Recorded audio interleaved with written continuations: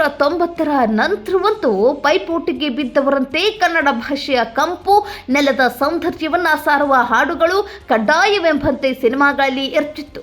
ಹೀಗೆ ಕನ್ನಡ ನೆಲ ಜಲ ಭಾಷೆಯ ಹಿರಿಮೆ ಸಾರುವ ಹಾಡುಗಳಿಲ್ಲದ ಸಿನಿಮಾವನ್ನ ಜನ ನೋಡೋದಿಲ್ಲ ಎನ್ನುವ ಮಟ್ಟಕ್ಕೆ ಟ್ರೆಂಡ್ ಬೆಳೆದಿತ್ತು. ಜನರಲ್ಲೂ ಕನ್ನಡದ ದೀಪವನ್ನ ಹಚ್ಚುವ ಕೆಲಸ ಸಿನಿಮಾಗಳಲ್ಲಿನ ಈ ಹಾಡುಗಳು ಮಾಡ್ತಿದ್ವು. ಇದೇ ಕಾರಣಕ್ಕೆ ಇವತ್ತಿನ ಚಂದನವನದ ಲೆಜೆಂಡರಿ ಹೀರೋಗಳನ್ನ ನಾಡಿನ ಜನ ತಲೆ ಮೇಲೆ ಹೊತ್ತು ಕುಣಿದಾಡಿತ್ತು, ಪಲ್ಲಕ್ಕಿಯಂತೆ ಮೆರೆಸಿದ್ದು.